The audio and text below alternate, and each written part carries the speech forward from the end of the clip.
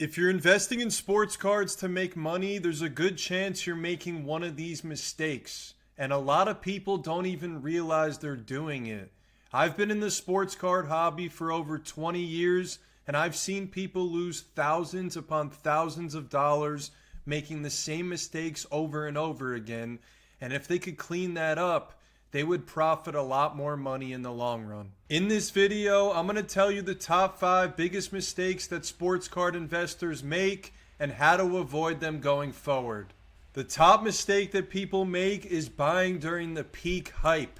When a player has a great playoff run and everyone's talking about them on social media, that's usually the worst time to be buying a player, but it's hard to control your emotions. People get excited. It might be one of their favorite players, so they want to buy the cards when it's actually a bad time. A prime example of this is Con Knipple Topps Chrome autographs. They've almost doubled in value in the last 2-3 weeks. If you didn't buy them then, it's probably not a good move to start buying them now. He's probably going to settle a little bit after the season when a lot less people are talking about him and he's not everywhere on the internet. You're normally going to get the best deals on a player's cards when no one's talking about them.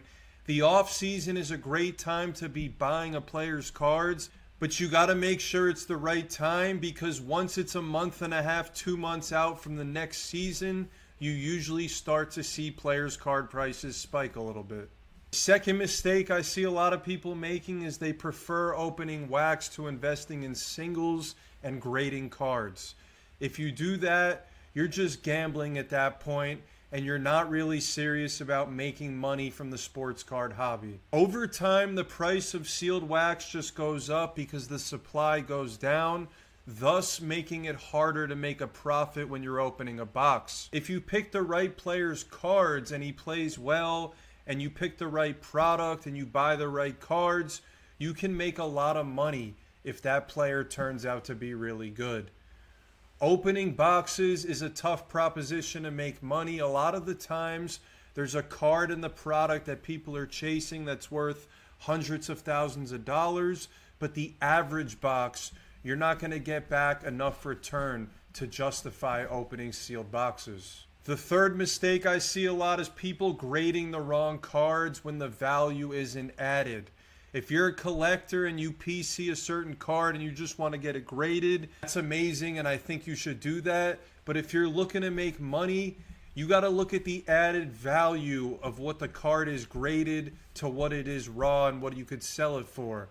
If you got a card for $20 and it's a PSA 10 and then it's only worth $35, you probably don't want to grade that card. But if you have a card that's worth $20 and then in a PSA 10 it's worth $115, $130, then it would make sense to grade it, because if you got the PSA 9, it's usually about half to a third of the value. It's probably $40, $50.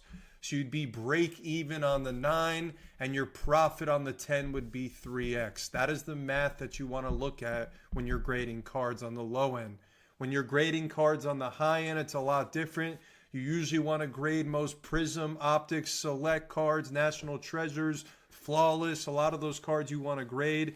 If it's a lower end product that's not that great, not that many cards you're going to want to grade from a product like Hoops, Crown Royale, stuff like that. Another mistake is people ignore the liquidity of a sports card, aka how easy is that card to move in a down market.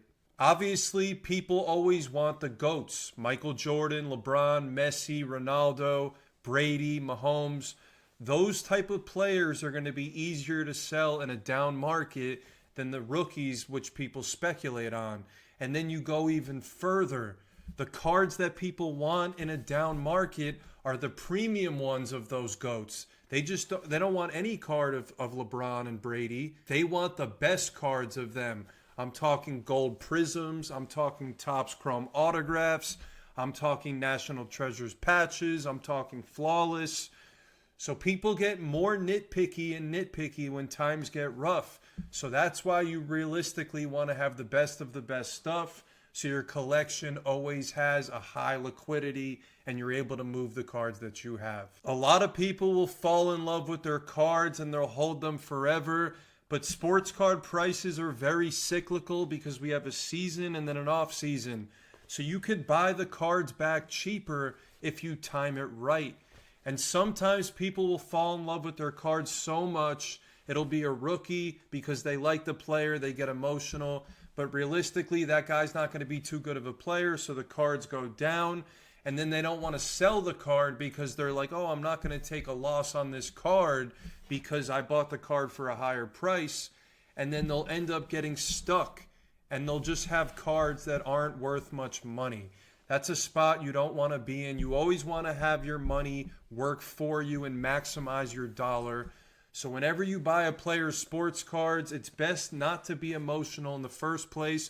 You don't want to buy players you like unless it's for your PC. If you're looking to make money, you have to target the right players at the right times if you want to make money. So those are the top 5 mistakes I see a lot of sports card investors make.